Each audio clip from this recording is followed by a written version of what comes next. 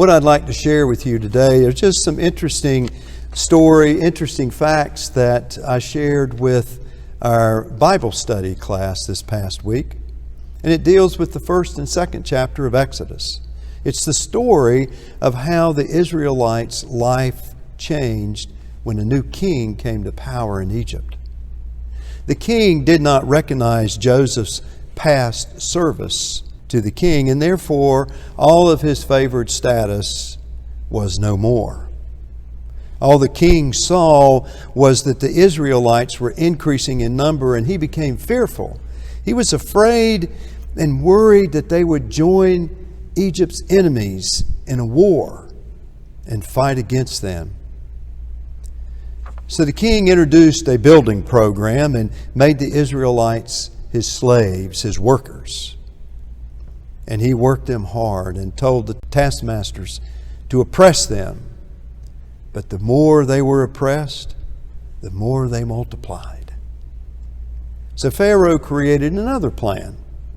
Kill all Hebrew babies as soon as they are born. However, the Hebrew midwives, Shiphrah and Puah, do not follow his orders because they feared God more than they feared the king. The king's plan didn't work. So now he commands that every baby boy born to a Hebrew be thrown into the Nile. That was his plan to slow the Israelites' population increase. Now that's the introduction. Now the second part is the story about Moses. And Moses being placed in a basket and pushed into the reeds in the river Nile along the banks so that they could see who might find him.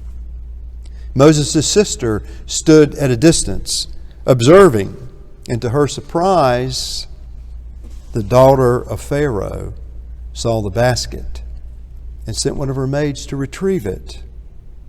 Opening the basket, she saw that it was a Hebrew child, and Moses' sister asked Pharaoh's daughter, "Should I find a Hebrew woman to nurse the baby?" So who do you think she found? Moses' mother, of course. His mother nursed him until he grew, and then Pharaoh's daughter took the child and named him Moses. Do you notice anything particular about this story? You are correct that initially only two people are identified, the two midwives, Shiphrah and Puah, and then later at the very end, Moses is identified. But who are the main characters in this story? That's what I want you to think about in just a minute. Who are the main characters? It's the women, isn't it? The women are the ones who play the major role here. The two midwives to begin with, Moses' mother and sister, and Pharaoh's daughter, and then to a much lesser degree, her maid. But the main action seems to be centered around three unnamed women: Pharaoh's daughter, Moses' mother, and sister.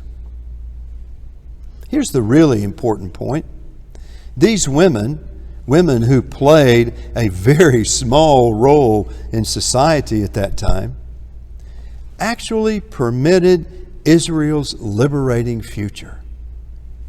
God had a plan, and God's plan was not going to be stopped by a Pharaoh who wanted to destroy the Israelites, basically. So now when you go home, as you're sitting there at home tonight, reflect on this and think of the women and the role that they played. Thank you, and have a good evening.